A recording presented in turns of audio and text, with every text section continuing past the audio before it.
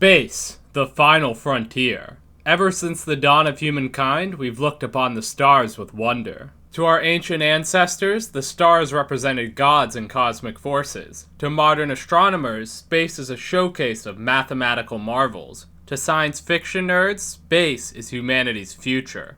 And, most importantly of all, to Civilization 6 players, space represents a victory condition. Welcome back everyone, Herson here with another guide for multiplayer Civilization 6 with a better balanced game mod. Today, we'll be examining how the pros win a science victory as quickly and efficiently as possible. To do this, we'll use a free-for-all game I won in a lobby with some of the top-rated Civ 6 players in CPL. Fittingly, I was playing as the leader whose conquest never ends, Alexander the Great. Macedon as a Civ has a ton of bonuses towards early warfare. This is perfect in a free-for-all setting as it scares the hell out of our neighbors and lets us forward settle them without them complaining. We don't, however, actually want to war with other players in the early game. Even though we'd likely win the war, a competent defense would slow us down so much that we would never be able to catch up to the players who spent the whole game at peace. The only bonus in Macedon that we will actually be using early is this one, which grants 20% extra production in all cities empire-wide for 10 turns upon capturing a city. We first activate it by capturing the city-state of Chinguetti on turn 37, which we integrate into our empire. Later, we capture another city-state, Valletta, on turn 53. Since we're playing in CPL, we're not allowed to keep more than one city-state we capture in a game, so we're forced to raise it. However, as we still gain the 20% production bonus empire-wide from doing this, killing the city-state is still easily worthwhile. After an early game consisting of the classic pen, brush, and voice golden age, complemented by commercial hub spam and internal trade routes, we reach turn 54, where we get to choose our second golden age dedication. Here, we choose free inquiry. This grants us science equal to our commercial hub adjacency, but that's not all. It also grants us 10% extra progress on every technology that we trigger a Eureka for. Think of it this way, if we trigger the Eureka for every technology, that means we're paying 60% of their cost in a typical game. With free inquiry, however, we're paying 50% of the cost for every technology. This means that this bonus is actually roughly a 17% increase in progress made through the tech tree. It's extremely good. We complement this dedication with the Town Charter's policy card, which doubles commercial hub adjacency, therefore doubling the science they provide. As always, we want to rush for the industrialization technology for the massive amount of extra production it'll grant to our empire. However, there's a few considerations to make along the way. Firstly, we want to ensure we hit as many Eurekas as possible. Every single one represents a substantial amount of science, especially with free inquiry boosting their value. Secondly, we want to try to complete one technology per turn for the rest of the game if possible. On online speed, this is actually feasible. We can accomplish this by utilizing Science Overflow. Science Overflow refers to the fact that our excess science per turn beyond what is needed to complete a technology is carried over to the next research project. Let's envision a scenario where we have 150 science per turn and there are two technologies we want to research. Technology A costs 100 science and Technology B costs 200 science. If we try to research Technology B and then Technology A, it'll take us 3 turns to complete, 2 turns to finish B, and then 1 turn to finish A. However, if we instead research Technology A first, we'll get to keep the 50 excess science we get from completing it when we move to researching Technology B second. This means that we're able to complete the 2 technologies in just 2 turns instead of in 3. Essentially, the order in which we research technologies matters. As a rule, starting from when we get our universities online and spike to above 200 science, in this case around turn 63, we only ever want to research technologies which we can complete in 1 turn.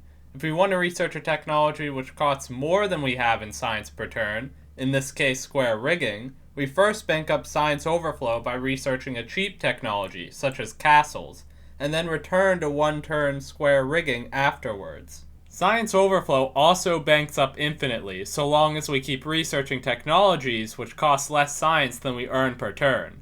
The overflow will only be spent whenever we research a technology which costs more science than we earn per turn. By researching several cheap technologies in a row, it's possible to one turn a technology which costs several times our science per turn. Keep this in mind. What if I told you that it's actually possible to complete more than one tech per turn? Indeed, there are methods of progressing through the tech tree even faster than if we had infinite science per turn. These methods are as follows. 1. Some great scientists grant an instant burst of science upon activation. In this game, we'll use Galileo to instantly complete industrialization on turn 64. 2. The suzerain bonus of Nalanda. This city-state allows its suzerain to create a Mahavihara improvement, and the first time a civ completes one of these, they instantly complete a random technology. In this game, we use this on turn 66 to instantly complete metal casting. 3. Oxford University. This wonder instantly unlocks 2 random technologies when completed. In this game, we run industrial zone projects to recruit a great engineer, who we use on turn 73 to win the race to finish Oxford University. We get lucky, and it rewards us with 2 of the most expensive technologies it possibly can at this point in the game: flight and steam power.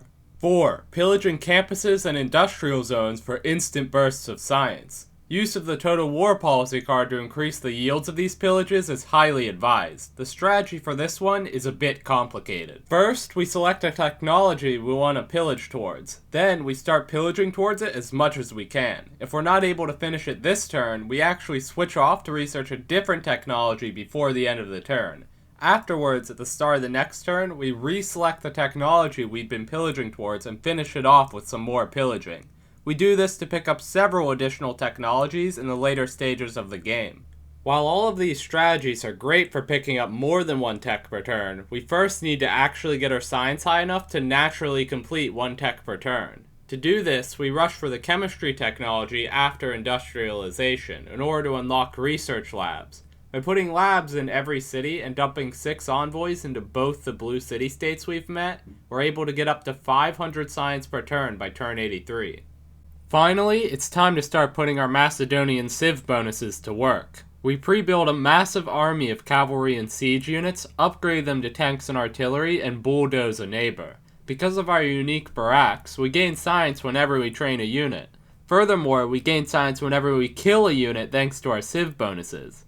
As we kill enemy cities, our civ bonuses grant us free Eurekas and inspirations. Upon capturing cities with a world wonder, such as Bristol, we even have every unit in our empire instantly get fully healed. This is the power of Macedon in the late game. A single kill is all it takes to snowball out of control. As outlined previously, we don't kill our target as quickly as possible. Instead, we seek to maximize the amount of science we can get out of pillaging them. Combined with all of the free Eurekas from capturing cities, we're absolutely shooting through the tech tree. In spite of Vietnam having 800 science to our 550, we're actually 4 whole technologies ahead of them by turn 91, a testament to the sheer amount of science our war is providing for us. Finally, it's time to start placing down our spaceports. We put them in most of our large cities, as having a large number of spaceports will be necessary in order to build more laser stations later. Our highest production city, Alexandria by the Latmus, will be our designated city for completing the space projects. In order to get the maximum value out of this city, we ought to assign an appropriate governor to it in order to increase its production as much as possible. It's a choice between Pingala with the Space Initiative promotion or Magnus with the Vertical Integration promotion. In this case, we elect to go with neither, instead keeping Moksha in the city in order to flex on the rest of the lobby. This is the stage of the game where having good culture starts really paying off. Notably, the democracy government grants a ton of production to every trade route we send, allowing us to send a ton of trade routes out of our space project city in order to get huge amounts of production in it. Furthermore, by utilizing the New Deal policy card granted by this government alongside building a stadium thanks to the professional sports civic, we're able to keep every city in our empire plus 5 amenities despite the rapid expansion caused by our war. Don't forget, as we're playing Macedon, we're also gaining 20% extra production empire-wide from capturing other cities. The last thing we need from the civics tree is the integrated space cell policy card, which grants a further 15% increase in production contributed to space projects. You may think that this game is over, but far from it. After all, this lobby contains some of the best free-for-all players in CPL. The player Golden RPGs, playing Gorgo, is pursuing a culture victory. Bariz, who is playing Vietnam, is competing with us for science victory. Lastly, Dragos, the current rank 1 player in CPL, is on a warpath as Zulu. Fortunately for us, the 2 other strong players separate our land from his, and he's a bit too far behind in science and tourism to try to beat us to an actual win condition. Thanks to this, we can probably count on Dragos to just eat up all of the weak civs left in the game in order to inflate his score and ensure his second place, rather than attacking one of the big civs directly. Now, let's talk about the tech tree for a bit. You see, the future era of the tech tree in Civ 6 is actually randomized. The order the techs appear in and which prerequisites they have varies from game to game.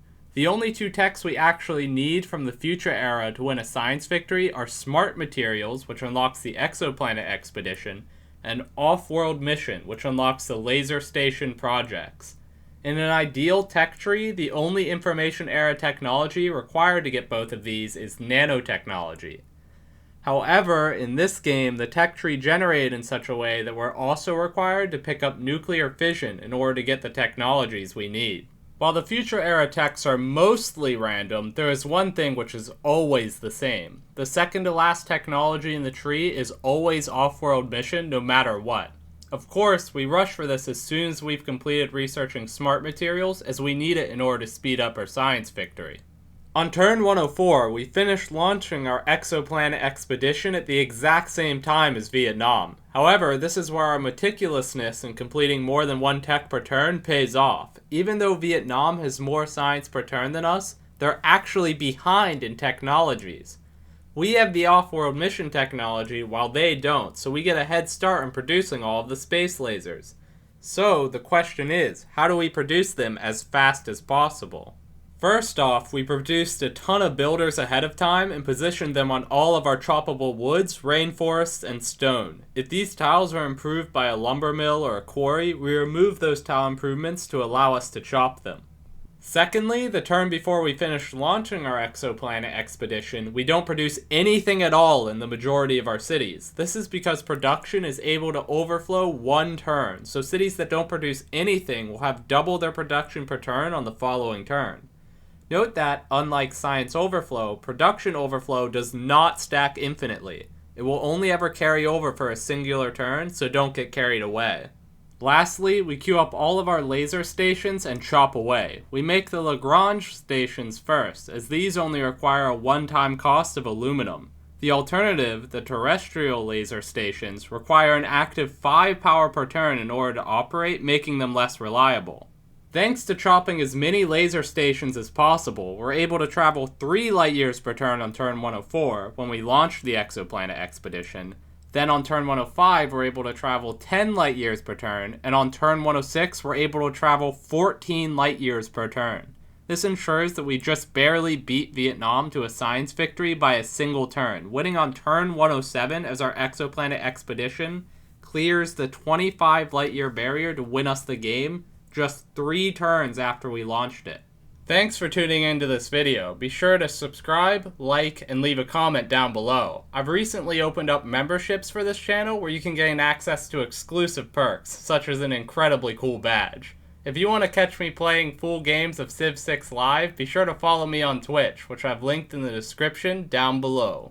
Herson, signing out.